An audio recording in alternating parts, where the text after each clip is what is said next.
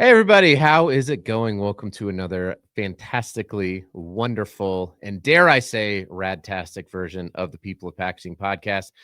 This is going to be a great conversation. I'm going to be joined by Jamie Lowe. Jamie is the co founder and CEO of a company called Laibl.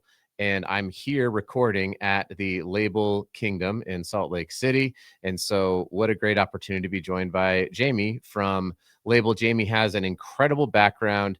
And let me tell you, these are the types of people that we want to be connected with in our industry because they are the ones who are dragging so many people across the finish line into the world where so many folks already are living. So we're going to talk about what they're doing at Laibl. You can go check out their website if you want to at laibl.co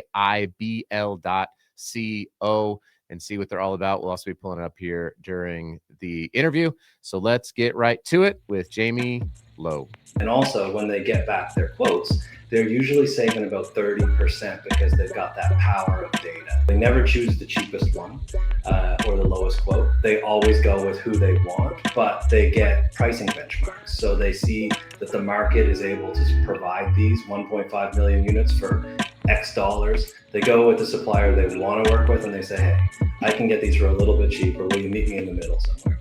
So it gives them the power of data at speed.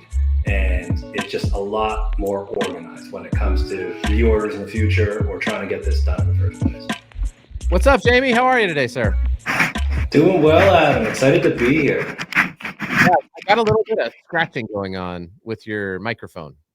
How's that? That's so much better. I think we're doing. There we go. Yeah. So you are,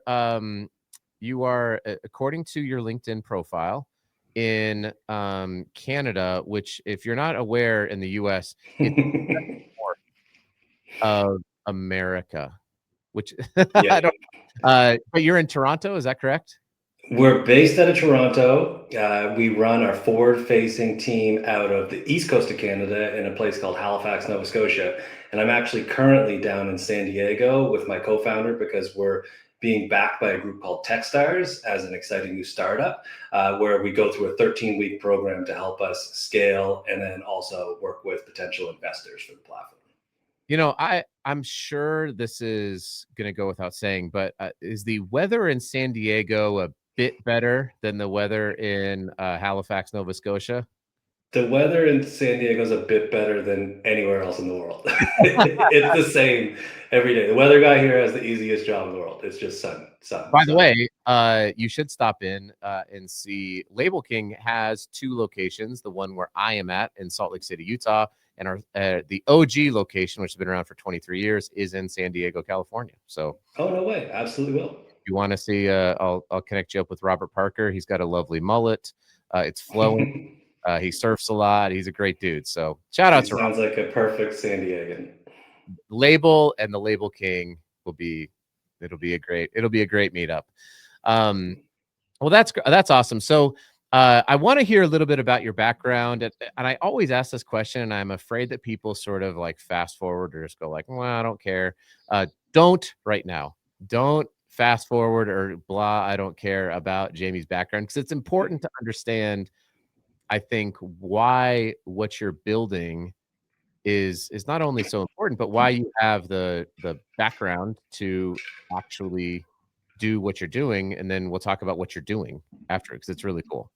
For sure. Yeah. I mean, I got into the beauty industry right after university, kind of unexpectedly. A friend of mine worked for a local distributor on the east coast of Canada that was a mom and pop shop, second generation, there for 30, 40 years. The salespeople were there longer than the furniture.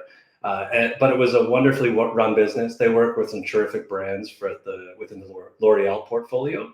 And then just worked my way up through that for a couple of years before getting recruited by some of the bigger companies.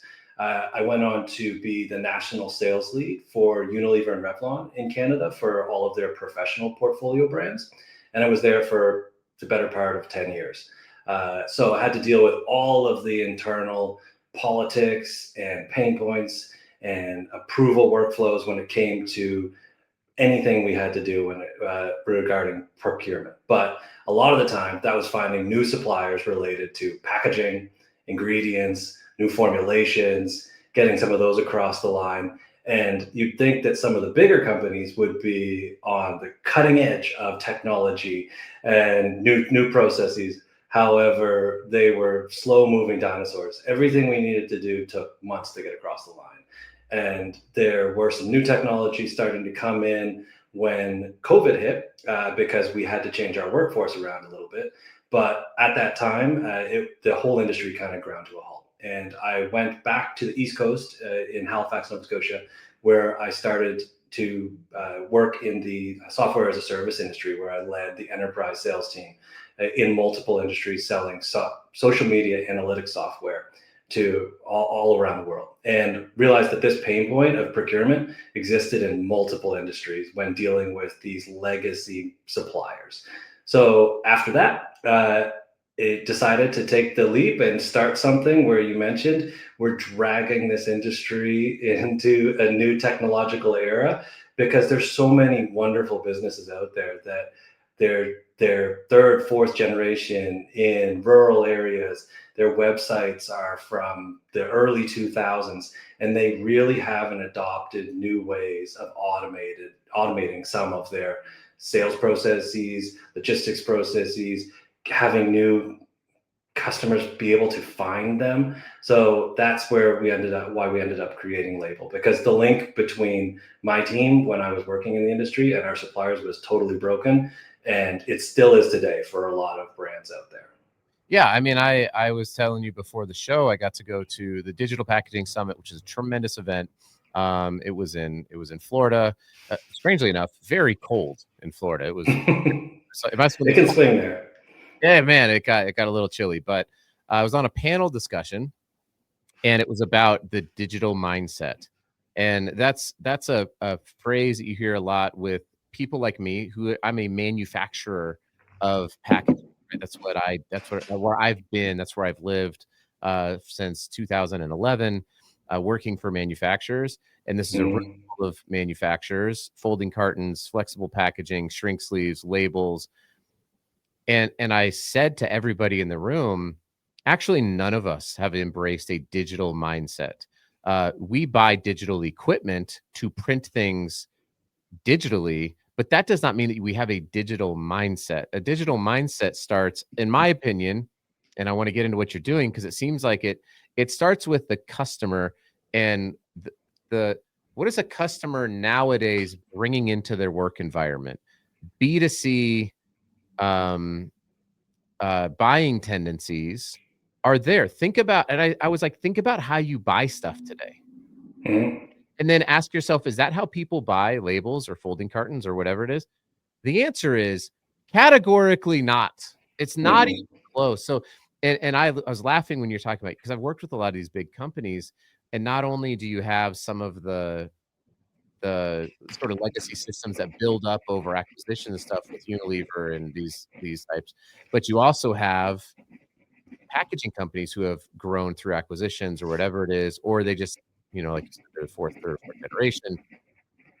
And there is this massive, like you talk about that divide, I think it's even bigger than most people realize. Um, and so I don't know how you're feeling that, but I'm sure you are going to be excited to talk about it because Yeah. it is a if I can get biblical for a second, it's the rich young ruler and the servant in the bosom of Abraham, and there's this chasm that is between the two of them as described in the Bible, and that is the chasm that I see with packaging manufacturers and customers. So, should we get into what you built? Because I have not even played around with it, but Yeah, absolutely. I mean, look, good to touch on a couple of things too that like dabble into the solution. I want to get into what we actually built, but some of those shifts that you talked about, the chasm is exactly like what you mentioned. It's wide, and it's because there have been shifts on the buying side and their tendencies. So during COVID, a lot of those teams for those bigger companies got cut down. They never got people added back to them, but they've got twice as many projects as before. So they're being asked, like on an enterprise level, to incorporate new technologies or do more with less. And it's in terms of people, but also like certain processes, they've got to streamline some of that stuff. And then there's also a generational shift happening on both sides, where you mentioned that some of the suppliers are fourth generation. They're going into like another generation where they're at a ripe opportunity for adopting new technologies, because they're finally truly at a whole new generation that actually grew up with screens in their hands and can use some of this stuff. Whereas in the last 20 years, that might not have been the case for some of them. And then the buyers are getting a lot younger themselves. They don't really want to talk to people. They don't want to get on another sales call. They don't want to go to another dinner with a supplier that they just need a quote from. They need data, and they need it fast. And the buying tendency on that side is just they want to operate through a portal, get that information as quickly as possible, and move on to the next project that they've got on their desk. And that segues nicely into showing you a little bit about what the platform actually does. Do you think also, as you were talking, I want to ask this question, which is, I think it was always a nice to have. It was like, oh, it would be really nice if people could find us. It would be nice if they could have a portal where they get access to information. And to me, it seems like the downward pressure of governmental regulations, whether that's tariffs or EPR or EUDR or PPWR or whatever it is, you have that. And then you also have the consumer inflation pressure coming in, where they're like, I don't really want to pay anymore. So regulations are going to be driving costs up, and consumers are like, no, don't do that. And so it seems to me like brands and CPG brands have to, there is forced innovation now. And it's going to, I hope, force companies like myself to match that energy, keep that, keep that same energy, right? That's 100%. It's not just on the cost front either. It's actually on the value side too. So brands need to have a diversified supply chain with a couple of options in case a tariff hits overnight, or in case a port gets shut down, or in case there's a geopolitical flare up that just causes things to be delayed by months or costs to go up for other reasons. They need to diversify that side of things, but they also need suppliers. Customers are so savvy now. They want to buy products that adhere to their values. So it could be environmental values. It could be female or native owned. Those things are really difficult. Yes, they're nice to have to be able to find, but they're very difficult to find when searching through just pages of Google, when trying to find the viable supplier that matches with those types of customer values. Yeah, totally agree. Well, I'm gonna pull this up. I might actually change. I could change the layout here of this. No, that didn't work. Maybe definitely not gonna work. All right, let's go. That's what I get for trying to live. There we go. All right, I'm trying to live produce Nice. as going. Let's highlight what you got going on. So I've got pulled up here. If you're not watching this, that's fine. I know I have a face for podcasting, so you're probably listening, but I've got pulled up Laibl, Laibl.co. You can go check it out yourself. I got it pulled up here. So what do I got going on? Talk to me about the platform and what somebody would do when they come onto this website. Right on, yeah. So this is our sourcing concierge that's right here in this chat box that's in the middle of the homepage. And this is designed to help brands connect with, match with some of those values, some of those price points, some of those requirements with suppliers on the other side a lot faster than traditional ways. Traditional ways, honestly, we're standing around at trade shows hoping that you walked by somebody, the right booth, handshakes, referrals, cold calls, emails, digging through old school directories, where it just takes, it's honestly, there's a lot of risk, there's a lot of chance involved, and it takes a lot of time consuming back and forth. Like 90% of the suppliers out there in this industry are still just a contact us form, a blank contact us form on their webpage, which you put in a generic query, and they come back with some type of answer that you'd have to sift through 6 different email threads and send your documents back and forth. What this does is it allows brands to make one request, and it uses the AI to match them with the right type of supplier. It starts to communicate with them as well.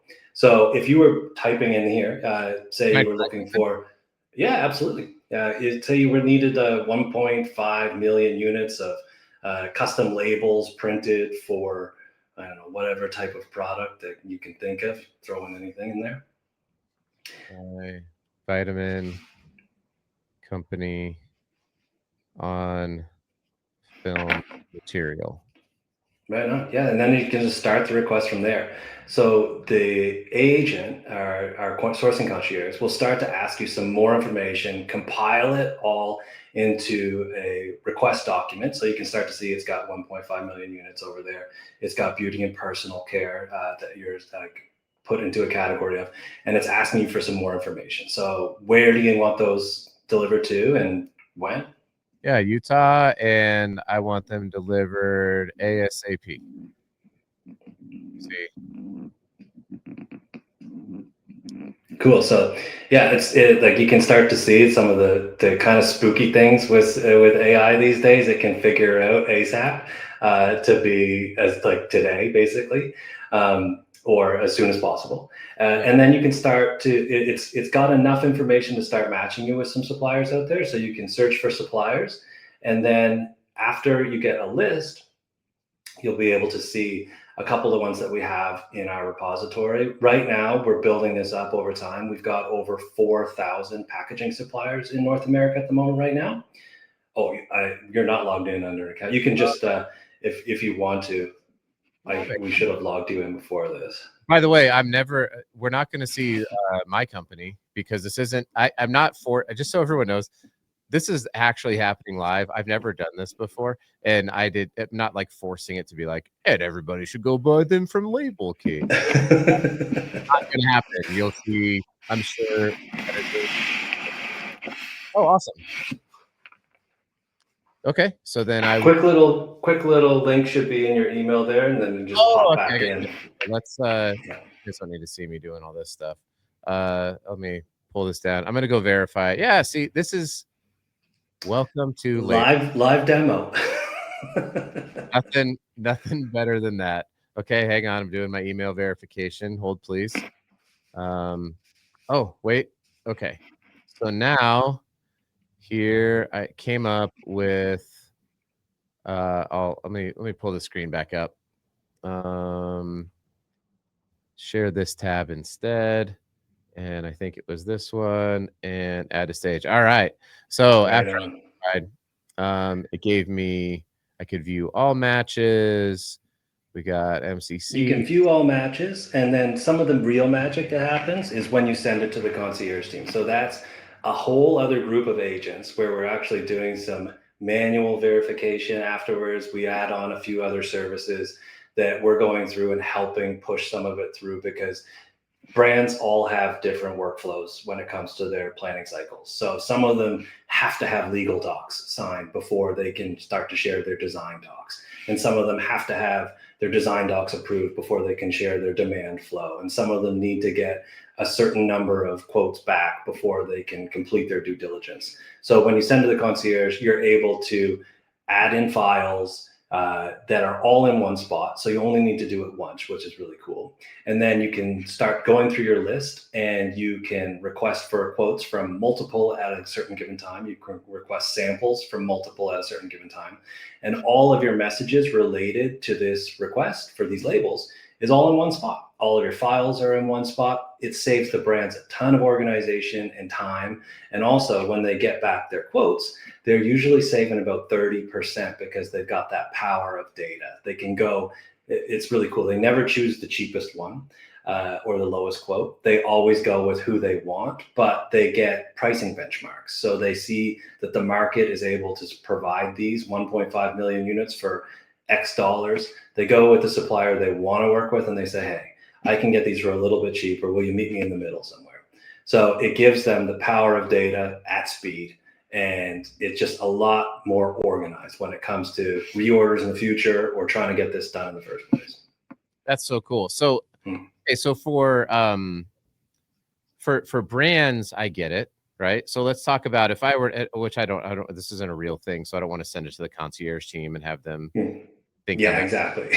But It'll come through and it'll start working on it, and it'll actually like. Thank you for thinking of that, because it'll actually start to send out a message to the suppliers. So a great way to flip the 1.5 word on million sales. labels needed tomorrow. I better follow up Yeah. with label thing. You wouldn't get a response back on that one, I don't think. No. So so I guess my question would be, if I am a manufacturer, right, and I get signed up for this, is there a way to validate that it's not somebody recording a podcast making this? Are there some verification and validation steps that the concierge team does, such that when I get a request, it's like, okay, this is live. Like I'm gonna now work on this, or people are people don't have that much time. They're going in and creating fake accounts and fake requests on Label, I'm guessing. 100%. Yeah. Yeah, and it's something that we do on both sides. So the whole point of this is to create an environment that creates lasting partnerships with legitimate suppliers and legitimate brands on both sides. So we've got AI as well as us on the team doing verification and vetting as people come into the platform. It's happening so quickly on the supplier side because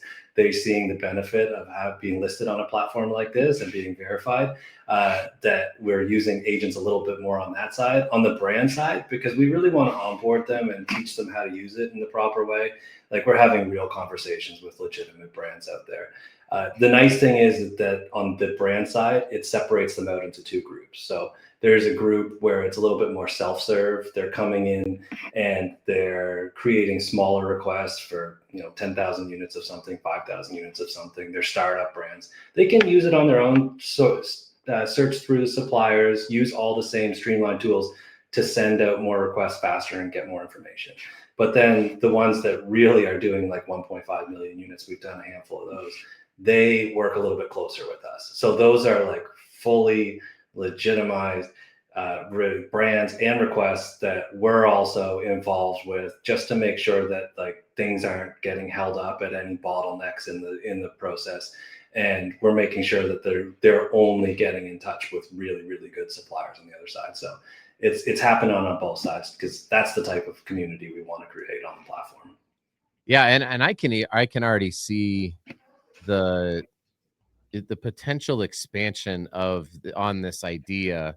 And I've actually long held the belief that a brand should have a relationship with their spec and with their data. They don't Mm-hmm. necessarily need a relationship.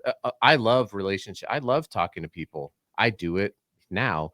I want to have a sales relationship where I'm talking to somebody, but I also recognize that there are going to be brands out there who just say, I know I need this item and I need it by this day, and I know what my item is. And to have a way to go and say, okay, what's the price? Let me upload it. There's a web to print. It goes into web to print or web to manufacture. It happens. I don't even know who makes it. I don't even really Mm-hmm. care. I pay for it through the portal, and then it arrives and I can give it a rating. If I say it's a bad rating, then maybe that degrades that vendor, and you go, and then the You AI got it. Yep. wasn't super great. We have enough of those. Now we're not gonna send this. We're gonna, we just can't handle this vendor anymore because they're not good enough. So the vendors are still motivated to be excellent. Um, and the more excellent vendors will get more opportunities and therefore make more revenue. Um, Even though they don't have that direct relationship where they're going out golfing with John every Tuesday or whatever it is, you can still do that. Mm. But You can't do it with all of them. That's the no, problem, and it actually goes both ways. So there's bad brands and bad brand behavior out there as well. So what the platform rewards is the good behaviors. They're from the supplier side. They're on other platforms, or they're involved in communities where they've got to pay subscriptions up front to get opportunities, and they're participating in these RFPs or consultation meetings, and they're winning 10% of those deals or if less. So they're, yeah, that. That Yeah, would they're be doing all this work, filling out all these spreadsheets and questionnaires and replying back and forth and sending samples, and they're just being used as a negotiating pawn in a lot of these scenarios, and they're not winning anything. So we're rewarding them on the platform for good behaviors like responding to inquiries, accepting requests, conversations with brands in a timely manner, stuff like that, where their vendor score is actually going up based upon good behaviors, such as those on the supplier side. And on the brand side, they're only so one of the things that suppliers hated, and when we started talking with hundreds of them, uh, their biggest pain point right now was that they were participating in a lot of deals that they weren't getting uh, any sales from, or when they did win a deal, the brands weren't paying their bills on time or at all. So the model that we have right now is the platform is completely free for both sides to use, and a commission is paid to us at the end only by the supplier when the money is transferred. So it's an outcome as a service. It's not money up front. It's not a subscription.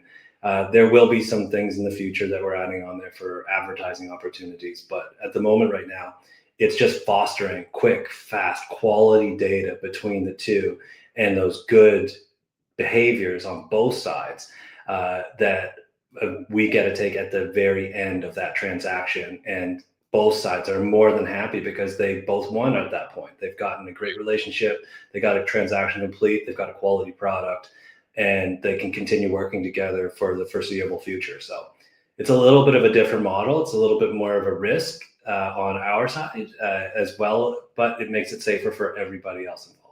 which then also kind of de-risks it for you if both parties, if you're existing to bring two people together and you make it easy for them to come together, and then at the end of that it's like, hey, if everything goes well, then yes, now we get paid, instead of the other way where now it's like, now the onus is on you if you collect the payment first to make sure that the thing happens, Agreed. and Yeah. you're out of control at that point.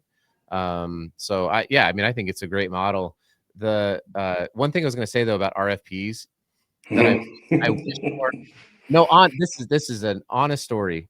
I would occasionally say that we were going to charge a brand to participate in their RFP, and I would explain, I'm like, I'm not trying to be a jerk. We will refund it if we are rewarded, but I need you to understand the amount of time and energy it's going to take by people who we have to pay to do their job. Like, they are worth being paid, don't you think? They have to come up with, It's they have it's not a bad move, and I've seen it a couple of times before. There's new softwares to also help fill out some of the RFPs based yeah, upon like all of the other information that you filled out. So it pulls in all the RFPs you've responded to. There's softwares popping up that do that. So if you're a brand out there, just know that when you're sending out some of these questionnaires, it's just being filled out by AI on the other side, and it's like a you may as well, half-assed answer anyway. and you may as well just have an AI. I mean, that would be my point, is like, why are you having to have, the data can already be there, right? Potentially in Laibl, I don't know. But it's like, Mhm. if you could just submit your RFP in, and then it would just collect all this data and say, here's about the expected price. And you could go, hey, I think we're overpaying by about 10%. Now you can go out and say, and pick which vendor, because the vendors have all validated that the data is true. And the vendors Mm. go, okay, we want someone who is local but also has multiple facilities. They're female owned or they're veteran owned or whatever it is. They go, okay, that's the one. You don't have to wait. It is a tremendous waste of time. Sorry, procurement people. It is a humongous waste of time for Mm. 95% of the time, because they don't get money. That's what Uh, defines. I'll let you in on a little secret too, because I've worked on the big brand side. A lot of those RFPs are just because there's a minimum requirement of or a minimum number that you're supposed to get back for internal due diligence, Yep. and some of them aren't even read. So you send this thing out to a poor little supplier that some of them aren't that little, and some of them aren't poor. But he sent it out to a supplier We're that actually spends with big, 40 people hours filling this thing out, and it just goes into a digital file. on the other side, and it's never looked at again. So Yeah. it's a silly game, and it is time to move on from it and have that trusted, verified data a lot quicker to access, or just sent back and forth in a different form. Totally agree. Yeah. Jamie, we are at 30 minutes. I had no No idea. way. We are Wow. already been talking an amazing amount of time. Okay, so I saw on here. Let's get to some action here. If I were to go, if you go into Laibl.co, you can create your own profile. You can create a vendor profile. I'm guessing a CPG profile or user profile. You can request a demo. There's all. It was pretty easy to do on the homepage. Mhm. Yeah, you can check us out on LinkedIn. You can find me on LinkedIn. Feel free to reach out. We're doing some pilots with some brands. We've just onboarded the largest publicly and privately held packaging manufacturers in the country. So we're working with some big players. We've also working with some mom and pop shops all around the country. So whatever size you are, we're just looking for that good, trusted community, so that it can just create that network effect of good behaviors between both sides that we can grow from. Well, and hopefully you'll see the Laibl King on Laibl. Yes. So, Absolutely. Jamie, this has been a treat. It's always nice to talk to someone who is more passionate about the confluence of technology and packaging than I am. So, really appreciate you taking some time to come on and take a break from the lovely weather of San Diego and the amazing food. I used to live in Carlsbad for 3 years. Oh, it's awesome. Yeah. Food's great. It's a tremendous place. So enjoy it. Go say hi. I'll make sure once we get off that I connect you with Robert so you can go see the facility there. Right on. Thanks a lot, Adam. All right. Thank you.